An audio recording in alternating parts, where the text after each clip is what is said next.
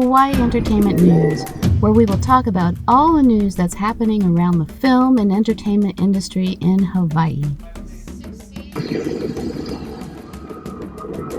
supposed to say, I told you so.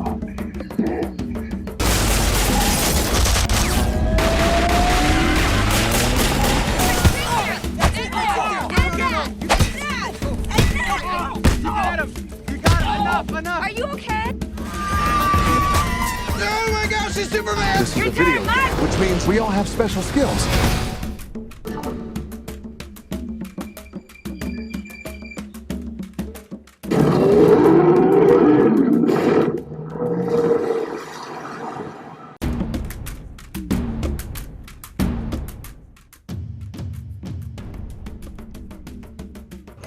Aloha, welcome back to Hawaii Entertainment News. I'm Teddy Wells, your host, and we have our guest here, Keoni, and he's talking to you about some of the cool things that he's been doing around the set since Lost Days. Nice. I started out a long time ago as an actor, and then I worked my way, that was it. Then I got older and I got fatter. I'm not as pretty as I used to be, so we all now I'd rather be behind, I was like, you gotta make me look good here, so. Nowadays, the camera, you can look like The Rock. Yeah. A little makeup. Right. But they got all the digital face now. You can put your face on The Rock and That's true. you can look like The Rock. That's true. The technology is getting better and better. It's scary, actually. It's like, woo. I don't even know what's real sometimes anymore in the news. It's like, I'm still catching up on old projects. Okay. but I'm working with a lot of people. Like, I've had my hand in, I would say, thousands of productions down here. Right. No. Yeah. And it comes now and then. In Maui, Big Island. I fly to the mainland. But I have my own projects that I want to do. But I put them on a back burner, and I want to help other people first. And then the thing is raising money. So I'm still learning about that, because that's the thing. That's a whole nother beast. That's a whole nother beast right there. Getting the funding. Yes. Yeah. Cool. Tell everybody what are some of the positions that you've done on the set. Well, when I started with Lost, I did props and set building. Okay. So it would vary between the two, and we jump in and help whoever needed help on what. Oh, okay. So when you get on the set, are you assigned a certain position, or are you just kind of like going wherever you need it? How does that Well, work? when you first start out, on the bottom of the barrel, and then you work your way up, and then people see your strengths. Okay. So I guess they saw I had like art background. Oh, okay. You So when you say bottom of the barrel, what is that? Kind of like you start as a PA. A PA. Okay. A lot of people start as an office PA, Okay. and then they work their way to actually working on set. Okay, so for the people that don't know what PA is, that's a production assistant. Okay, so it's short for production assistant. All right, so some of the things that you've done, the different jobs, what is your favorite? What are some of the things that let's say is your favorite job? Probably a production designer or art director. Okay. So when you're in the planning process for pre-production, a lot of your ideas come to life and you see them throughout the process. Right.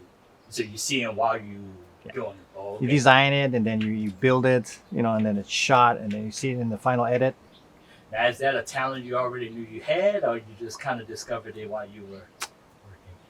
Kind of came while I was working, but it came from my dad was a carpenter and my mom was an artist, so it's kind of a combination of both. Oh wow! So you didn't do it prior to working on the set, or you just? I just kind of fell into it, Fell into it, okay. because it's like, hey, he's got the eye, Right. Because it's like certain things where you have the eye for it, right? It's like, hey, you can do it.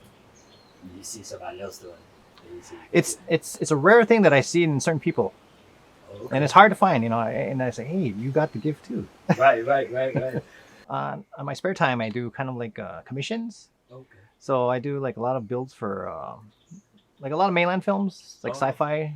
A lot of sci-fi films. I do a lot of like weapons, armor, costumes, helmets. Okay.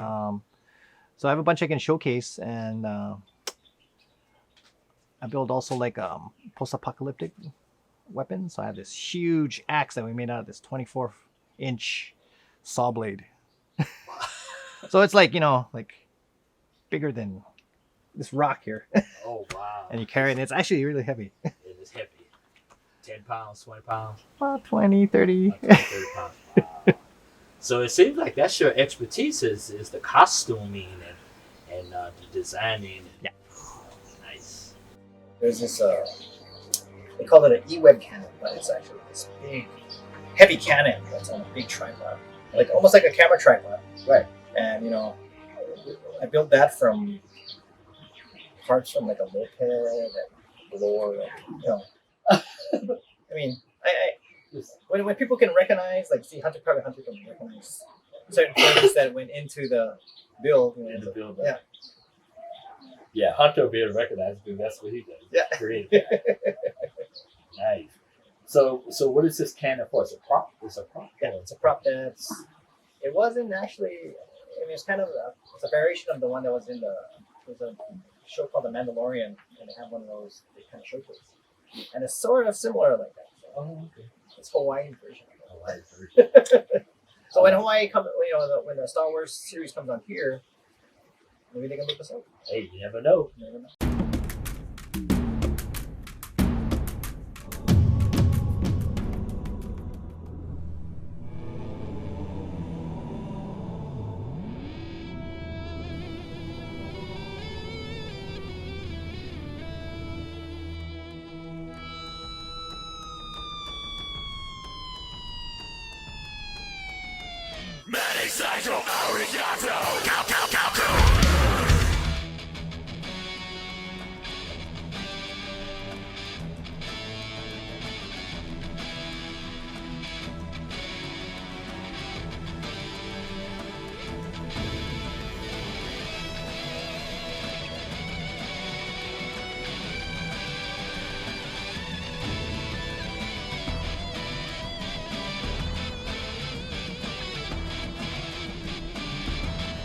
Roadkill.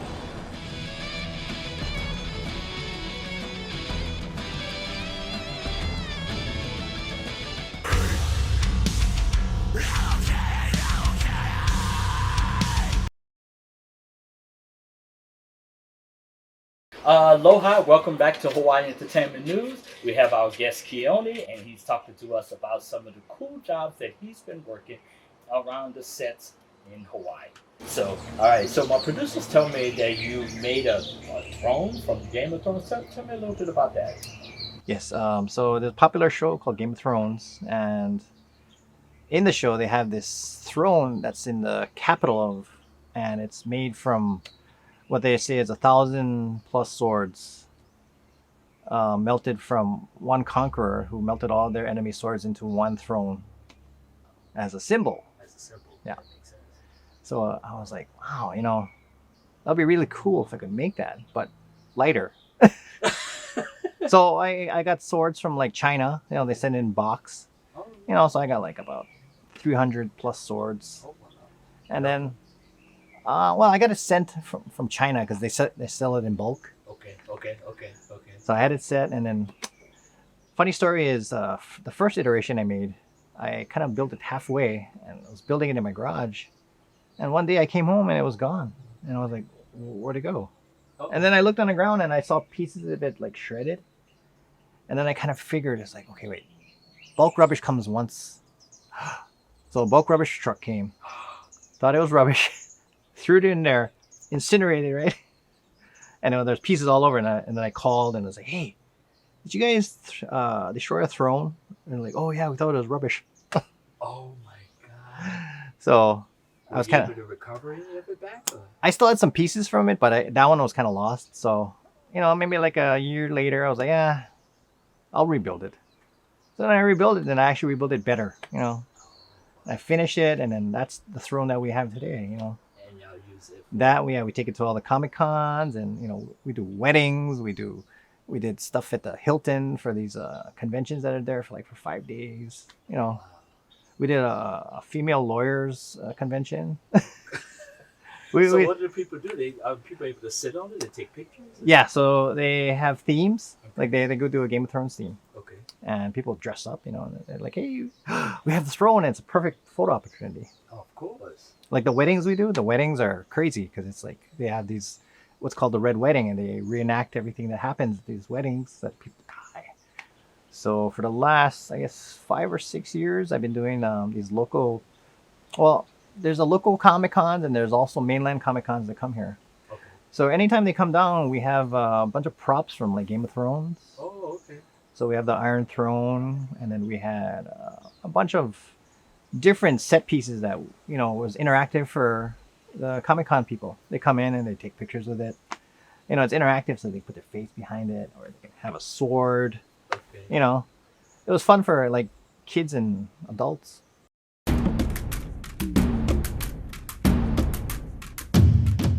Aloha, Hawaii. We're here to remind you that we have so many resources available.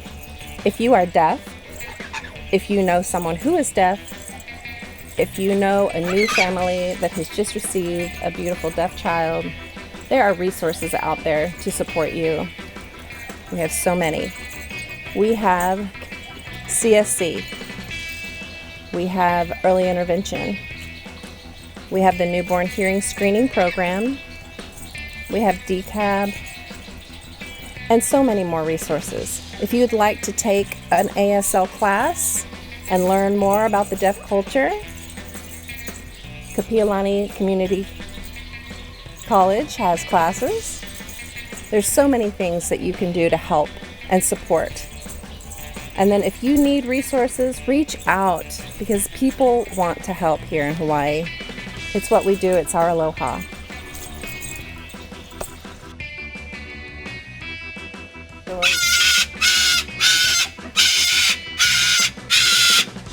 This is the alarm! The alarm! We're done!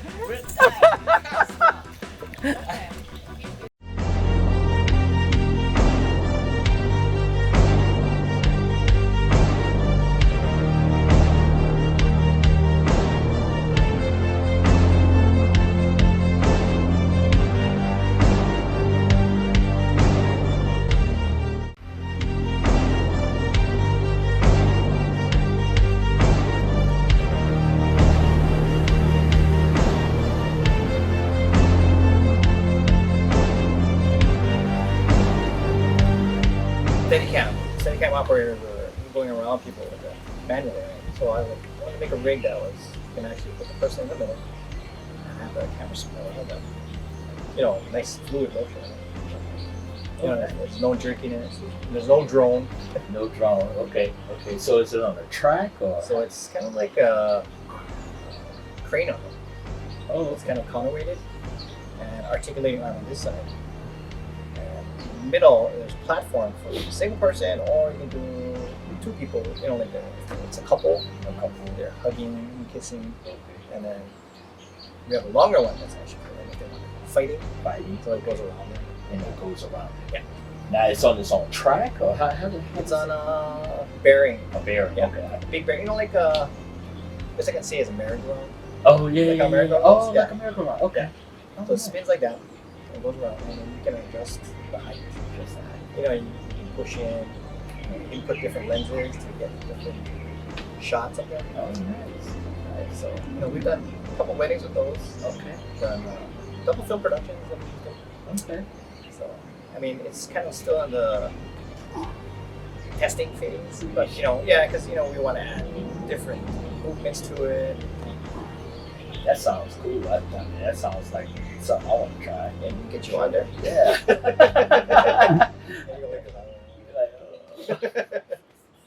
And then maybe release the bird. Yeah, release the bird. Never come back. Up in the sky, look! It's a bird! It's a plane! It's the gaffer. Everybody knows who has the real power on film sets. Thousands and thousands of watts of power. It's the gaffer. The gaffer, Best Boy Electric, and electricians work with the cinematographer to design the lighting. Now, Miss Lane, get ready for the greatest story of your career. The electrical department is responsible for getting light, but also power to the set. A lot of power, and that could be deadly if not handled safely. But who's responsible for safety on a set? That's easy. You are. So believe me when I tell you, when an electrician tells you to do something on set, do it. It's for your safety and for everyone else's.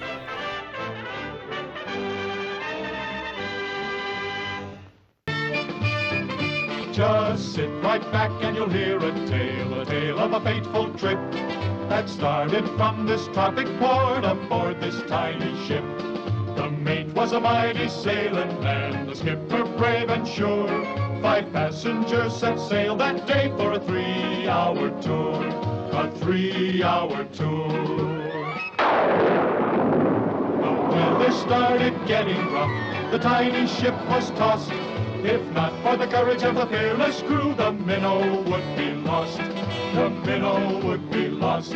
The ship's aground on the shore of this uncharted desert isle, with Gilligan, the skipper too, a millionaire and his wife, the movie star, the professor and Mary Ann, here on Gilligan's Island.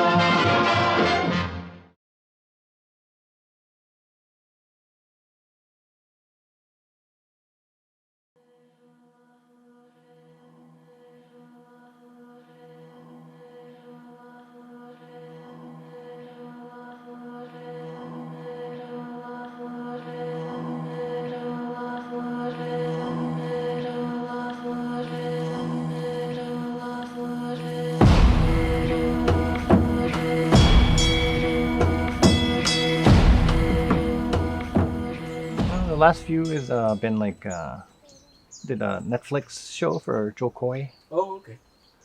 So we did Oh, Joe Coy, I like him. Yeah. He's always doing something. and he really clicks with the Hawaii people. Yes. He's Filipino. He understands Yes. the film crews here and stuff like that. So you worked on a few of the Netflix and what are some of the Amazon and Hallmark films. commercials? Oh, okay. No, What- film mostly films. Couple of reality series on Maui. Oh, okay. Oh, wow. Nice. What did you do on those? Just Casting. casting. Casting. Okay. Now, what was that like?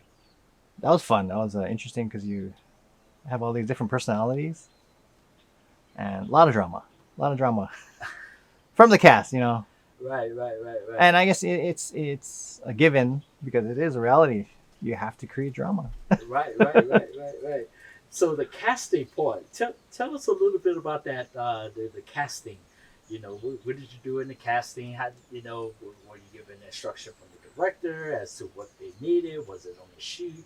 How did y'all go about the casting process for a reality show? So a lot of the casting was done in LA, and they brought them down, and they brought them to stay in the hotels here. Oh, okay. And then they're not told anything until they actually have a start date. Oh. So yeah, we got to kind of be like keeping them like they're in confined, like how people are in quarantine right now. Oh, okay. So it's you kind of keep like it that. a secret. Yeah. Nobody knows where they go. Nobody's allowed to talk to them. So we're also like personal guards too, because we got to watch out for their not. We take away their phones. Okay. Any kind of social media they're You're not allowed to, and they're Wow. so it's kind of like And that's for the main cast on that's the for show? the main cast, yeah. Oh, wow. And that continues for the duration that they're on the show. Oh, wow. And then when they're finally released, or then they get their phone back and their laptop, and they're like, I'm alive. So why do you think they take their phones and take them off of social media for the reality show? What do you think that reason is? Well, it's so that they can actually concentrate on doing what the show asked of them, and then not to be distracted by, because a lot of them have family issues and they miss their family. Yep. So they want to call, and then a lot of stress, and then they have nobody to talk to. So all these people that they're on the set with is completely strangers to them. So we kind of try and instill into them, that hey, we're here to help you out, the casting people, Right. and we try to make them feel comfortable. Oh, okay. So y'all were basically the people that just kind of keep the cast.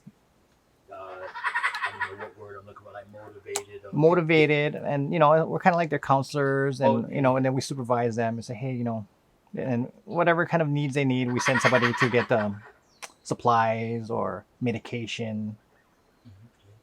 do you like working on reality shows versus a series or a scripted show? It's a different feel. It's more fast paced, Okay. and you never know what's going to happen. I mean, it's semi scripted, Right. but at the same time, you never know what's going to happen. It's still they dependent on that spur of the moment Yeah, type yeah. thing. It can go 180. Yeah. Start out this way, and it's way over here. Yeah, it's like, oh, that escalated fast. What are some things that you'd like to see our industry do as we go forward for the local community? Over local community, I like to have a lot of it produced here, locally, where we have our own infrastructure of our own people that we don't have to call people from the states, Right. and then we put more people to work here because there's a lot of undiscovered talent here. Absolutely. And yeah, and that's the main purpose of this show is to educate people about the talent Right. that's here that we can start tapping into. And I would like to see a lot of the local producers, local directors, local filmmakers start doing more local shows if we can possibly get to that. But so I totally agree.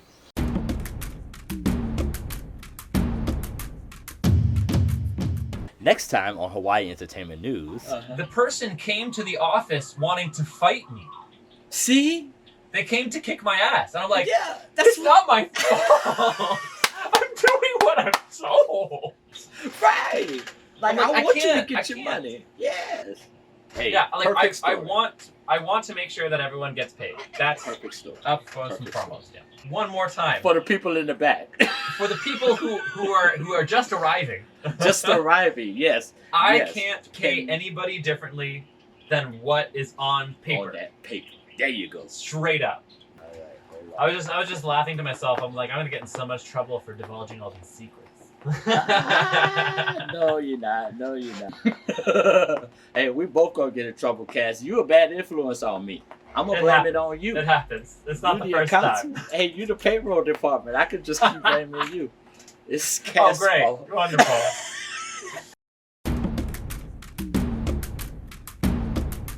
Hawaii Entertainment News, where we will talk about all the news that's happening around Hawaii's film and entertainment industry.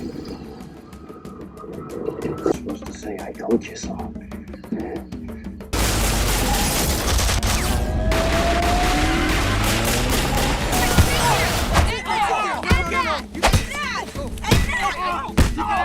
You got him! Enough! Are you okay?